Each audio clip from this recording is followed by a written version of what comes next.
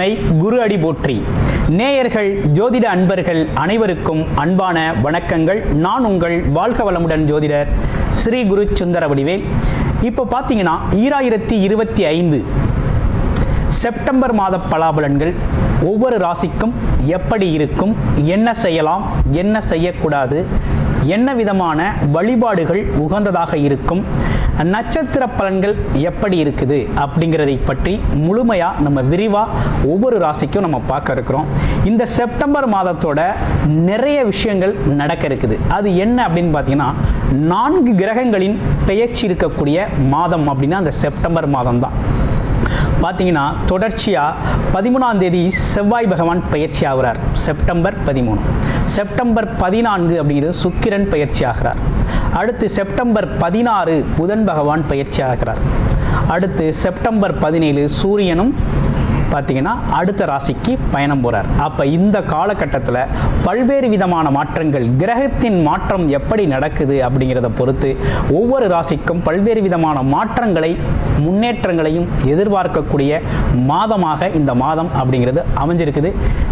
எந்தெந்த ராசிக்கு எப்படி இருக்குது அப்படிங்கிறத விரிவாக தெளிவாக இப்போ நம்ம பார்க்கலாம். இப்போ உங்கள் ராசிக்கு எப்படி இருக்குது அப்படிங்கிறத பார்ப்போம். மிதுன ராசி காலச்சக்கரத்தின் 3வது ராசியாக இருக்கக்கூடிய ஒரு அமைப்பு அப்படிங்கிறது மிதுனம்.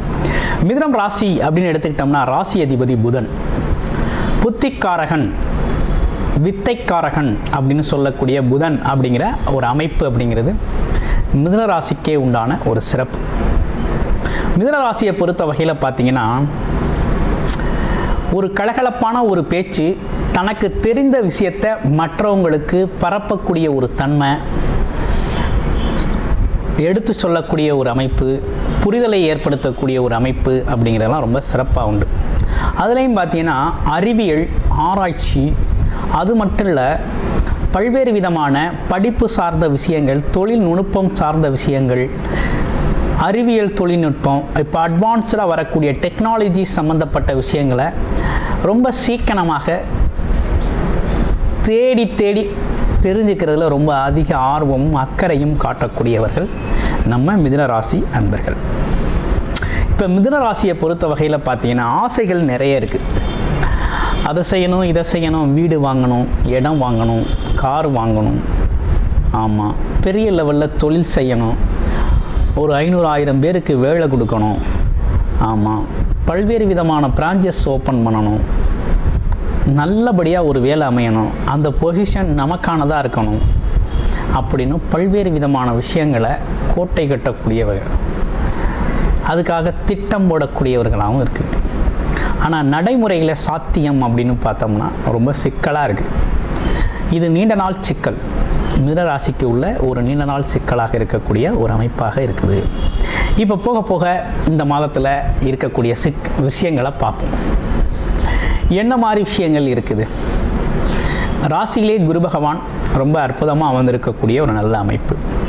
இப்போ கடந்த ஒரு 20 நாட்களாகவே பார்த்தீங்கன்னா கொஞ்சம் நமக்கு சரியில்லாத ஒரு அமைப்பை கொடுக்குது. எடுக்கிற முயற்சிகள் ஒரே தோல்வி, எந்த முயற்சி எடுத்தாலும் தோல்வி, எதை பேசினாலும் சண்டை வருது, பணங்காசு பிரச்சனை. ஆமாம், அதே போல் இளைய சகோதர சகோதரி உறவுகளில் வாக்குவாதம் அப்படிங்கிறது போகுது. ஒரே தடை தாமதமாக இருக்குது. அரசு காரியங்கள் ஏதாவது ஈடுபட்டோம்னா ஒன்றும் நடக்க மாட்டேங்குது அப்படின்னு பல்வேறு விஷயங்களில் நமக்கு குழப்பம் அதிகரிச்சிருச்சு. கொஞ்சம் நல்லா இருந்தது மாதிரி இருந்தது, ஆனால் மறுபடியும் இப்போ சரியாக இல்லை அப்படிங்கிற ஒரு சிக்கல் அப்படிங்கிறது மிதுன ராசிக்கு ஏற்பட்டிருக்கு. இதுக்கெல்லாம் காரணம் என்னென்னா, கேது பகவான் ஸ்தானபலம் பெற்று இருக்கக்கூடிய ஒரு அமைப்பு தான் இதுக்கு காரணமாக இருக்குது. அவர் கூட சேர்ந்த ராசிநாதன் புதன் உங்களுடைய அமைப்புக்கு உடையவர் இணைவு பெறுவதனால தடை தாமதங்களையும், பாம்பு கிரகம் அப்படிங்கிறவங்கள பல்வேறு விதமான சிக்கல்களையும் இன்னல்களையும் இப்போ கொடுக்கக்கூடிய ஒரு காலகட்டமாக இருக்குது. சரி, இதெல்லாம் எவ்வளவு நாளைக்கு இருக்குது அப்படின்னு பார்த்தோம்னா, செப்டம்பர் 16ஆம் தேதிக்கு பிறகு முழுமையான விடுதலை அப்படிங்கிறது அடைஞ்சிடும். அதுவரையும் கொஞ்சம் பிரச்சனைகள் இருக்கத்தான் செய்யும். என்ன மாதிரி பிரச்சனைகள் இருக்கும்னா, கொஞ்சம் முயற்சிகள், இளைய சகோதர உறவுகள், வாங்கல் கொடுக்கல், பணம் வாங்கல் கொடுக்கல், மனஸ்தாபங்கள், அரசு சம்பந்தப்பட்ட விஷயத்தில் எடுத்த முயற்சிகளில் தடை, அப்பா உறவுகள் சம்பந்தப்பட்டவங்களில் கொஞ்சம் வாக்குவாதம், இதெல்லாம் வந்து போகும். ஓகேங்களா? அப்போ இந்த காலகட்டம் தவிர்க்க முடியாததாயிடுச்சு. ஆனால் இருந்தாலும் பெரிய பிரச்சனைக்கு ஆட்படுமா, பெரிய சிக்கலை உருவாக்குமானா அப்படி கிடையாது. இது தற்காலிகமாக வந்து மன நெருக்கடியை கொடுக்கக்கூடிய ஒரு அமைப்பு, மனம் சார்ந்த தடுமாற்றத்தை தரக்கூடிய ஒரு அமைப்பை தவிர இது வந்து உங்களுக்கு நிரந்தரமாக இனி வந்து பிரச்சனைக்கு வேலை இல்லை. இப்போ வருகின்ற செப்டம்பர் மாதம் 16ஆம் தேதி புதன் பகவான் பெயர்ச்சி அடைகிறார். 4ஆம் இடம்னு சொல்லக்கூடிய உங்கள் ராசியிலிருந்து 4ஆம் இடம்னு சொல்லக்கூடிய ஒரு இடத்துல உங்களுடைய ராசிநாதன் உச்சம் பலப்பட பெறக்கூடிய ஒரு அமைப்பு. இந்த உச்ச பலம் பெறக்கூடிய இந்த காலகட்டம் பார்த்திங்கன்னா உங்களுக்கு ரொம்ப சாதகமான சூழ்நிலைகள் நிறைய ஏற்படக்கூடிய தன்மை இருக்குது. வீடு, வண்டி, வாகனம் சார்ந்த அமைப்புகள், படிப்பு துறையில் இருக்கவங்க, கல்வித்துறையில் இருக்கவங்க, ஆராய்ச்சி துறையில் இருக்கக்கூடியவங்க, சேல்ஸு மார்க்கெட்டிங் துறையில் இருக்கக்கூடிய அனைவருக்குமே பார்த்திங்கன்னா ரொம்ப அற்புதமாக பல்வேறு விஷயங்கள் அவங்க வாழ்க்கையில் நடக்க போகுது. எடுத்த முயற்சிகள் அனைத்தும் வெற்றி பெறக்கூடிய காலகட்டமாக இருக்குது. ஆமாம், இடம் சார்ந்த விஷயங்கள், அது மட்டும் இல்லாமல் பார்த்தீங்கன்னா பேப்பர் ஒர்க் அப்படின்னு சொல்லக்கூடிய பேப்பர் சார்ந்த பிரச்சனைகள் எல்லாமே சரியாகக்கூடிய ஒரு அமைப்பாக இருக்குது. படிப்பு குழந்தைகளுக்கு ரொம்ப அற்புதமாக இருக்கும், சூப்பராக இருக்கும். எதிர்பார்க்க முடியாத மாற்றத்தை, ஆமாம், திடீர்னு இப்படி ஒரு மாற்றத்தை நீங்கள் எதிர்பார்த்துருக்க மாட்டீங்க, அப்படி ஒரு மாற்றம் இருக்கும். அந்தளவுக்கு குழந்தைகள் நல்லா படிக்க ஆரம்பிச்சிருவாங்க அப்படிங்கிற நல்ல அமைப்பு அப்படிங்கிறது உருவாகிருக்கு. நிறைய பேர் காலி இடம் வாங்குவீங்க, ஃப்ளாட்டு வாங்குவீங்க, அதுக்காக திட்டமிடுவீங்க, அந்த மாதிரி விஷயங்கள்லாம் உண்டு. ஆமாம், இதில் என்னென்னு கேட்டிங்கன்னா, குரு பகவான் தன்னோட சொந்த வீட்டையே பார்க்கறதுனால அவர் உங்கள் ராசிக்கு பாதகாதிபதியாக இருந்தாலும் ராசியில் வந்து அமர்ந்திருக்கிறது குரு, ஒளி கிரகம் குரு பகவான். அதனால் நியாய தர்மங்களோடு நடந்துக்கக்கூடிய ஒரு அமைப்பு அப்படிங்கிறது உண்டு. அதனால் குரு அப்படிங்கிறவர் 7ஆம் இடம், அதாவது கணவன் மனைவி சார்ந்த விஷயங்களில் கொஞ்சம் விட்டு கொடுத்து போங்க. அதே நேரத்தில் இப்போ முன்னாடி இருந்த அளவுக்கு இப்போ பிரச்சனைகள் ஒன்றும் அந்தளவுக்கு இருக்காது. கொஞ்சம் மனம் சார்ந்த புரிதல்கள் கொஞ்சம் நிறையவே ஏற்பட்டிருக்கக்கூடிய ஒரு அமைப்பு அப்படிங்கிறது உருவாகிருக்கு.